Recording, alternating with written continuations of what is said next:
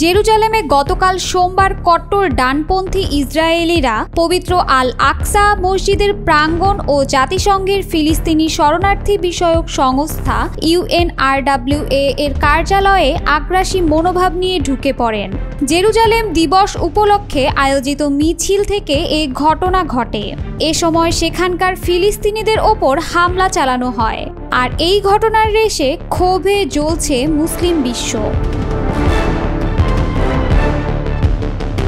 জেরুজালেমের পুরনো শহরের অলিগলি ও মুসলিম অধ্যুষিত এলাকার ভেতর দিয়ে মিছিল করার সময় কিছু ইসরায়েলি আরবদের মৃত্যু হোক এবং তোমাদের গ্রাম জ্বলে যাক বলে স্লোগান দেন।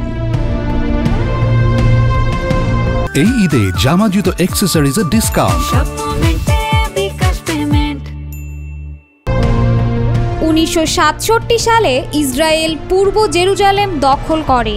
তখন থেকে শহরটি ইসরায়েলি নিয়ন্ত্রণে রয়েছে।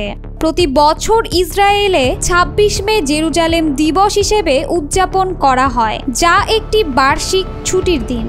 এই দিনের স্মরণে প্রতি বছর একটি মিছিল বের করা হয়। দিবসটি উপলক্ষে আগেভাগেই শত শত সশস্ত্র পুলিশ ও সীমান্ত পুলিশ সদস্য মোতায়েন করা হয়েছিল। বসতি স্থাপনকারীরা অধিকৃত পশ্চিম তীর ও পূর্ব জেরুজালেমের বিভিন্ন বসতি ও ফাঁড়িতে বসবাস করেন, যা আন্তর্জাতিক আইনে অবৈধ। গতকালও একদল ইসরায়েলি তরুণ ফিলিস্তিনি দোকানদার, পথচারী, স্কুলগামী শিশু, এমনকি ইসরায়েলি মানবাধিকার কর্মী ও পুলিশের সাথে বিবাদে জড়ান। তারা লোকজনের গায়ে থুতু ছিটান, গালাগাল করেন ও জোরপূর্বক ঘরে ঢোকার চেষ্টা চালান। তাদের অনেকের হাতেই এ সময় ইসরায়েলি পতাকা ছিল। ঘটনাস্থলে থাকা AFPর একজন সংবাদদাতা জানান, এ সময় পুলিশ অন্তত 2 যুবককে আটক করেছে। মিছিলকারীদের একটি ছোট দল পূর্ব জেরুজালেমে UNRWA এর একটি কার্যালয়ের প্রাঙ্গণেও ঢুকে পড়ে। এ দলে একজন ইসরায়েলি সংসদ সদস্যও ছিলেন। ইসরায়েল UNRWA-কে দেশটি ও অধিকৃত ফিলিস্তিনি ভূখণ্ডে নিষিদ্ধ করেছে। এর ফলে গাজা উপত্যকায় সংস্থাটির 70 বছরের বেশি সময় ধরে চলা কার্যক্রম বাধাগ্রস্ত হচ্ছে। UNRWA এর পশ্চিম তীরের সমন্বয়কারী রোল্যান্ড ফ্রিডরিশ বলেন, ডজনখানেক ইসরায়েলি মিছিলকারী দেশটির পুলিশের সামনে মূল ফটক বেয়ে ওই প্রাঙ্গণে ঢোকেন। তাদের মধ্যে ইউলিয়া মালিনোভস্কিও ছিলেন। তিনি UNRWA-কে নিষিদ্ধ করা একটি আইনের অন্যতম প্রণেতা। গত বছর একই মিছিলে উগ্র জাতীয়তাবাদী ইসরায়েলিরা পুরনো জেরুজালেমে এক ফিলিস্তিনি সাংবাদিকের উপর হামলা চালিয়েছিলেন এবং ফিলিস্তিনিদের বিরুদ্ধে সহিংসতার আহ্বান জানিয়েছিলেন। আর 4 বছর আগে একই মিছিল গাজায় 11 দিনের একটি যুদ্ধের কারণ হয়েছিল।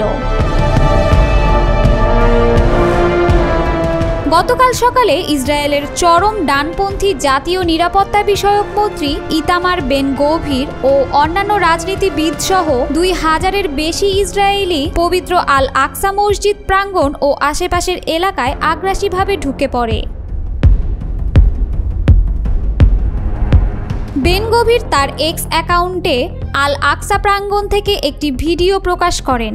সেখানে তিনি বলেন, যুদ্ধের বিজয়, সব জিম্মির মুক্তি ও নবনিযুক্ত শিন বেত প্রধান মেজর জেনারেল ডেভিড জিনির সাফল্যের প্রার্থনা করছি।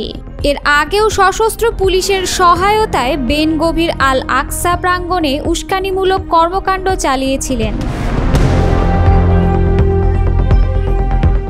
আল জাজিরার সংবাদদাতা নিদা ইব্রাহিম বলেন, এই মিছিলের লক্ষ্য হল শহরের ওপর ইসরায়েলি আধিপত্য জাহির করা।